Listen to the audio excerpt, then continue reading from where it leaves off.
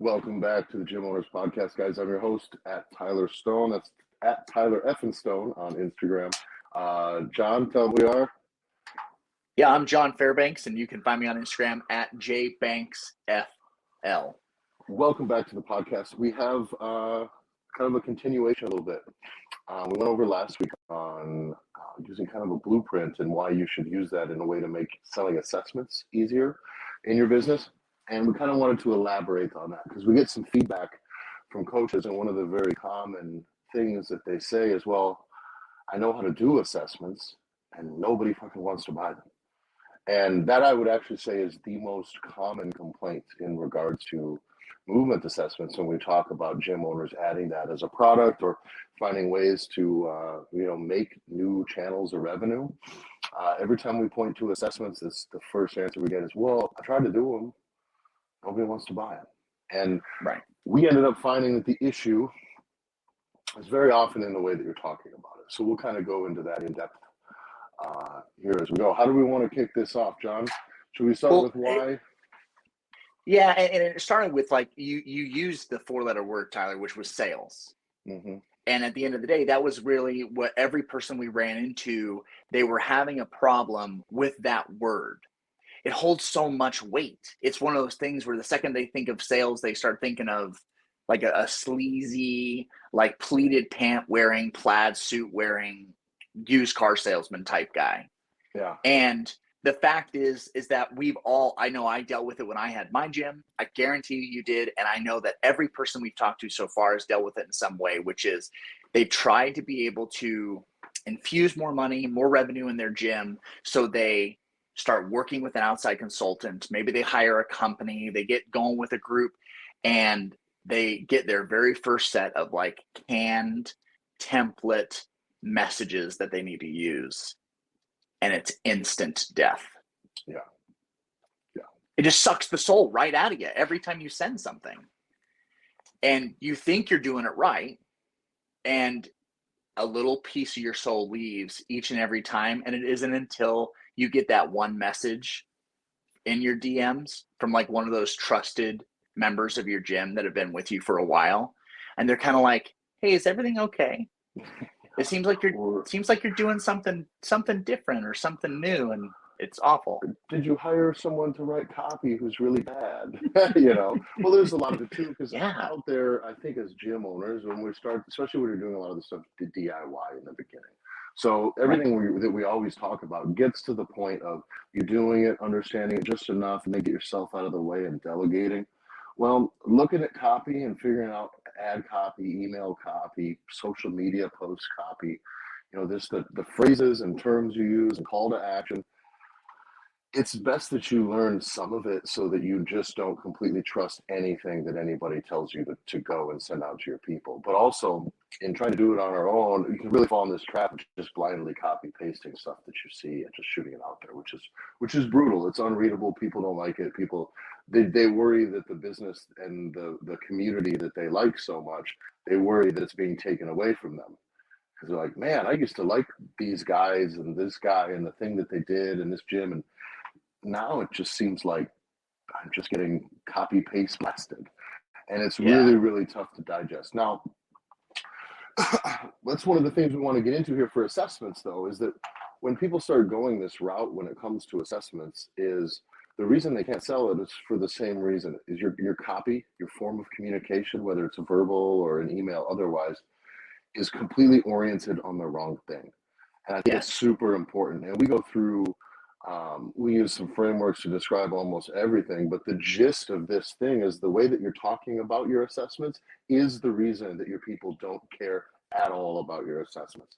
And the way that we've mentioned this before is your movement assessment, hey, I see what's going on when you bench press. Like I kind of see that thing. I know what's going on. I think let's get to the root of it, and I can really help fix this thing. Let's find out what this problem is. And the assessment just points to a problem, and the problem points to needing the assessment. And nobody cares about solving that problem, is the truth. Your athletes don't care. Your clients don't care. Nobody off the street comes in. Really, really get in touch with them about what they actually are there for. And most of them is not like, this shoulder that's bothered me for 20 years. They're paying you to fix this for them. They're paying you for abs and fun and coaching and fitness. And you should be able to nudge them in a way that will not exacerbate those injuries and that should hopefully give them options to work around them and build the strength so that they can be pain-free. But I promise you, if you're a fitness coach and you're going pain, pain, pain, pain, pain, assess, diagnose, they don't care because that's not what they hire you for. And no matter how loudly we say that, like that you can do it. And by the way, I believe all of you that you can.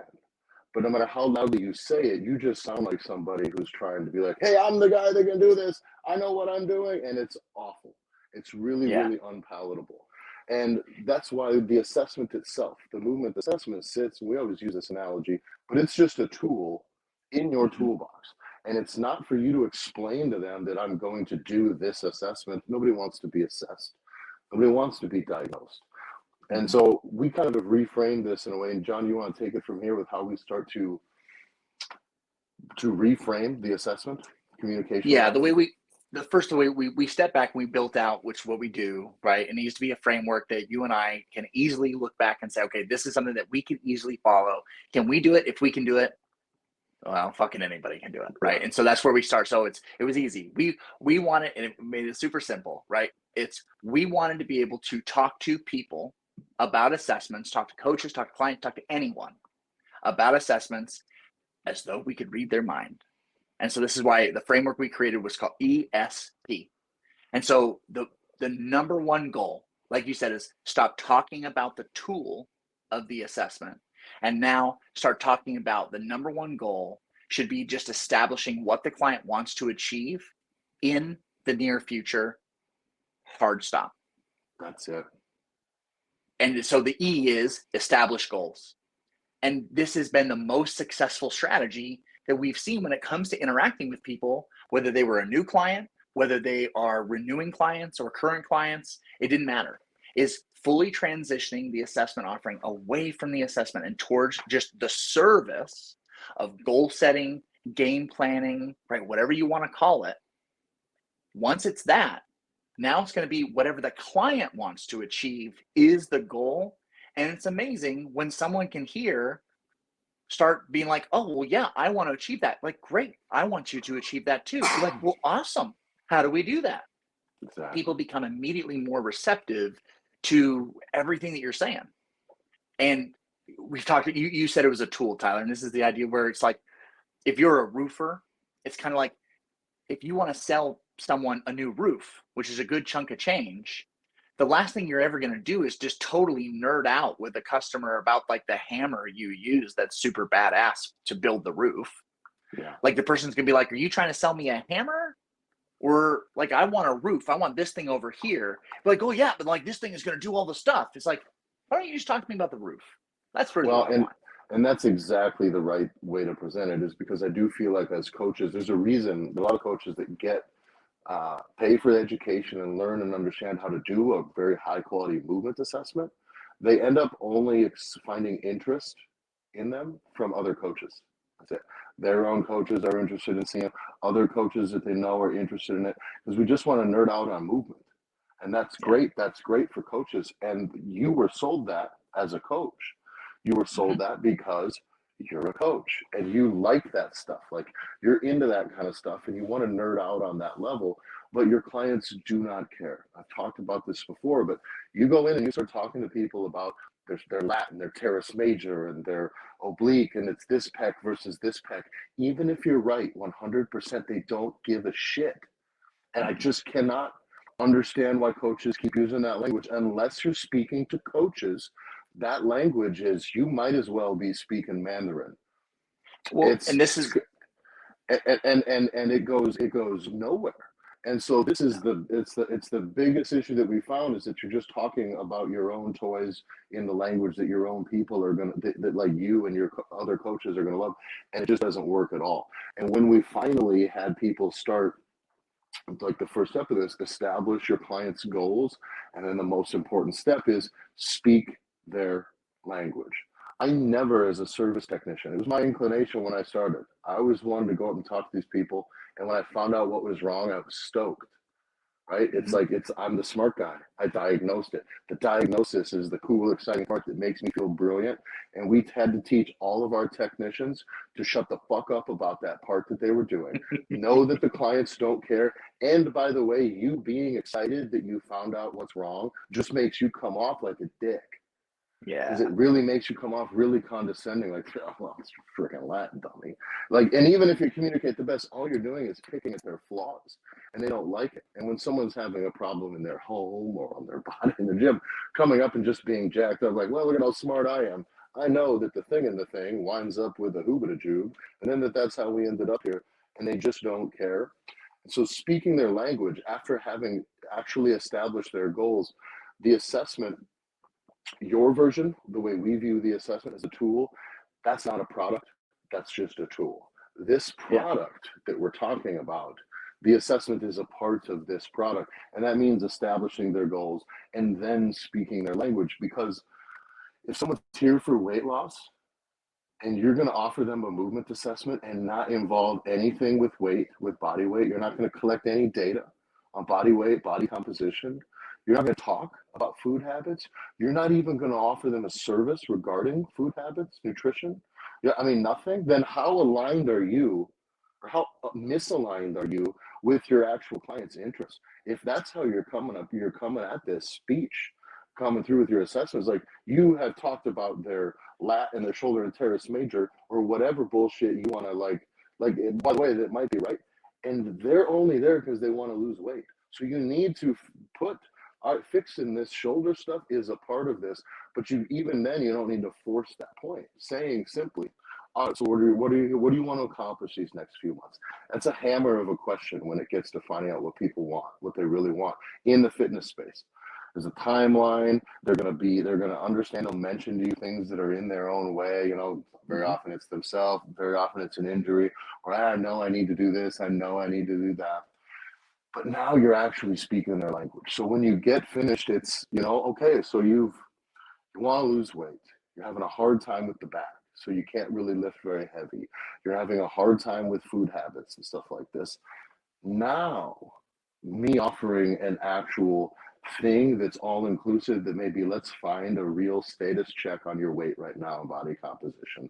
Let's do a real conversation about your food habits. Then let's see what movement issues we're having in the way so that we can come up with a plan to put those movement issues behind you and alter your current plan forward. And if some of that involves extra attention from me as a coach forward, that is the very important part of the ESP framework, is the P, which is providing opportunity. But Tyler, there's one thing I have to bring up though, before we even move to this piece. It's how do you even know how to do all those things though? Because I'd be willing to bet everything that you just described, you just rattled off like one after another of all these phrases and words that would then connect with a client on their level, with like a regular human being that doesn't say what they do for fitness, but the fact that they work out. Yeah. That I enjoy working out. I don't enjoy fitnessing. Like it's what type of certain periodized training are you into? So that kind of stuff, right? Yeah. And it's how do you know? It's like don't overcomplicate it. It's start, if you have people, you have everything that you need, and we spend too much time trying to validate all the time that we've spent like paying money to get coaching. And all the money that we've spent to be able to get smarter. And so then we want to just exert our will and smartness on everyone. And instead it's like, dude, stop talking so much and just start listening to what people are saying. And they're literally going to tell you what their goals are, what they want to achieve with the words that they're using. Because I would say, Tyler, if you're still selling assessments, like you said, fixing the lat and fixing these things and doing all like, you don't even get the opportunity to even get the meeting. You don't even get the meeting with someone that really just wants to be able to lose weight. So it's like it's that complete miss. And so that's why this isn't rocket science. You have the people right in front of you. So as soon as you stop using that coach's speak and just start listening to the words that your people are saying and start asking your people, hey, why do you train here? Like I would love to, like, hey, you've been here for a while. Like what's some of the things you enjoy the most? Like whatever they say is about to be absolute fucking gold. So don't miss it because, I don't know, they're not using some sciencey bullshit. I would almost guarantee you, if you polled every member in your gym what their top 2 goals would be over the course of the next 90 days, that 95% of them would include, one of their top 2 goals would include get leaner. I freaking guarantee it. So you coming and speaking assessments based on flaws and shit? It's like, yeah, listen, bitch, I'll limp this broken hip and busted back all the way to halves. I don't fucking care. You know what I mean? Like, come on. And yeah, your job is not to ride them till the wheels fall off at all costs, but like, use the thing that they care about to give them the things that they need and want to. And it's not that hard. So at the end of this, once you've gone to speak their language, they're going to start to be interested in the thing you're talking about now. Hey, you want to get leaner? Let's come up with a new terminology for your assessment that's better than assessing or diagnosing, because that sucks. Yeah. And you figure that out, how that works. We like the term map sessions because it's we meet, assess, we come up with a path forward, or however we do it. Map sounds like there's a journey. Sometimes game plan, right? We're going somewhere. Yeah, and sometimes we use body mapping and scanning stuff too. So the visual representation that they get, it all kind of aligns and feels like a professional product. That is about a plan and a path forward. And this does need to be an integrated product. But once you've gone and spoke their language and now that you're here and you're working, the whole point of this whole thing is that we're providing an opportunity for them. Bingo. And that this moment isn't the goal of the assessment, the way most of you guys are communicating very often. Some of you are doing great. I'm sure you're selling tons of them. If you're not, I promise you it's your fault. This is it. And so for a lot of you that it's not working, it's not working because all you're telling them is you're going to find out what's wrong with them. Right. And even if what's going forward, that's just not what this is. So frame this as what they want, find out exactly what that is. And the opportunities you're presenting them forward might actually make sense to them, not just do more work on your lat. You're going to have to work on the inside of the bicep and your left pec's a little fucked up. And of course, you just don't engage your hamstrings that well. Well, truthfully, this covers 80% of all athletes, the things that I've just mentioned right now.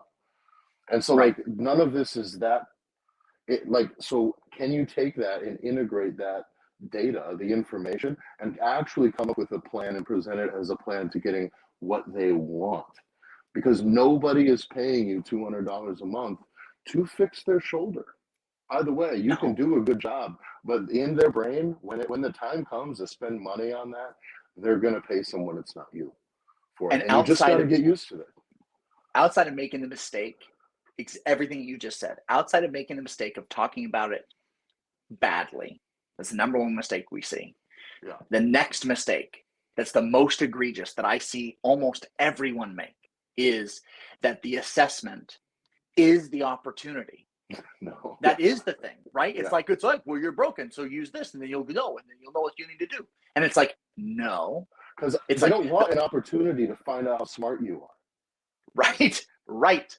So when we say that, when we say provide an opportunity, Tyler, this is our bread and butter. We've talked about it now for several episodes. We built a goddamn university online to help people figure out how to do this. And this is where, what does it mean to provide an opportunity? This is provide people a opportunity to spend more money with you in your gym. And what we call is offer building. Create an actual offer. Tell you, it's one of my favorite things that you say on this podcast, which is the only thing that somebody can do with a gym membership is cancel it. Yeah. And the fact is that if your only opportunity that someone has is to just be a member of your gym for the rest of all time and eternity, that isn't an opportunity. That's a wedding proposal. Yeah. And not a fun one. And And I think that that's super important, because this is where this can actually become a centerpiece in your business.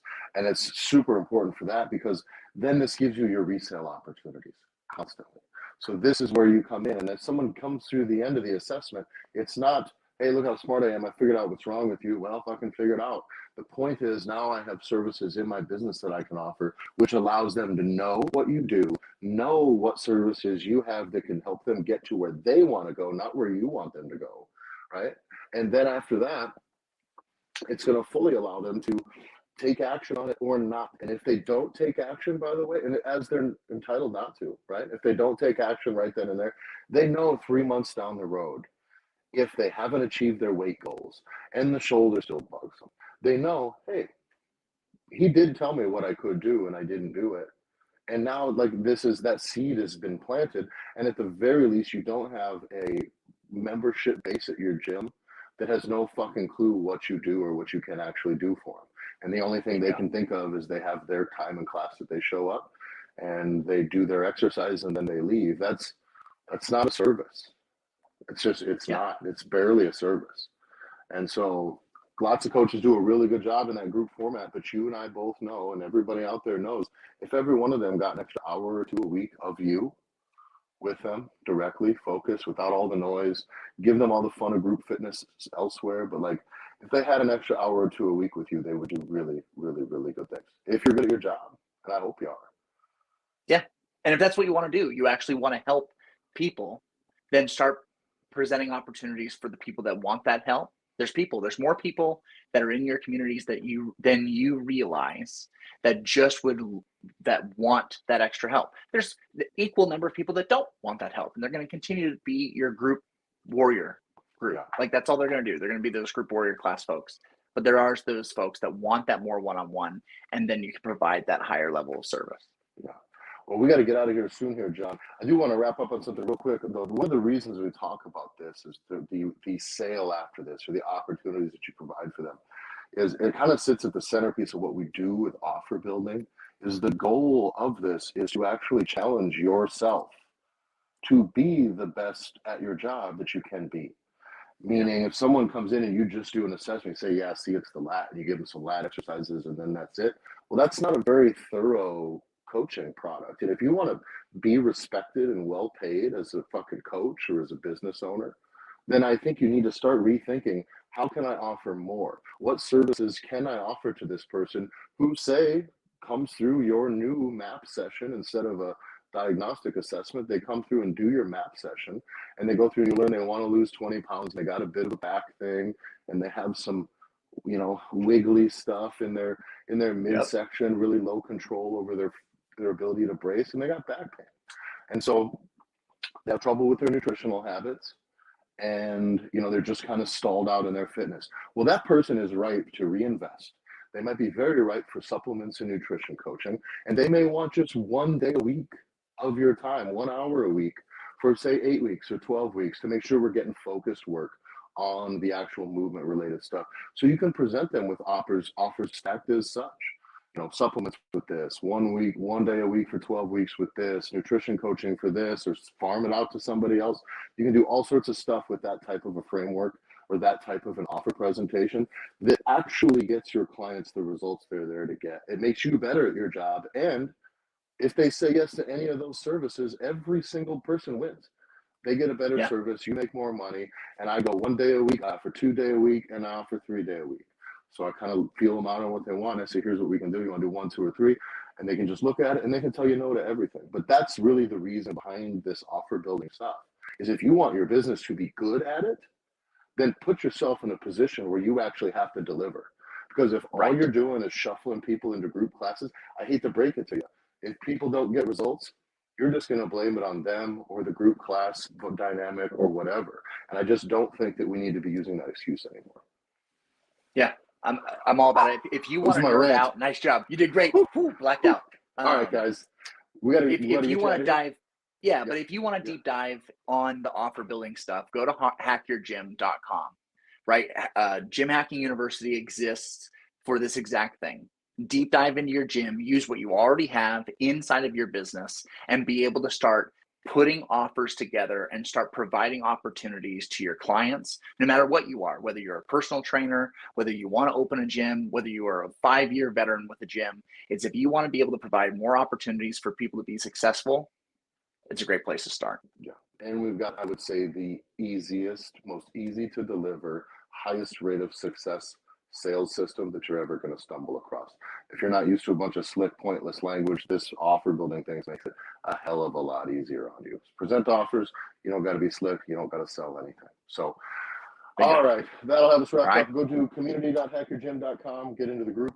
Make Make sure you follow me at Tyler F. and Son. Follow the show at Gym Owners Podcast. And John? At JBanksFL on Instagram. Awesome. All right. Thanks, everybody. We'll see you next week. Peace.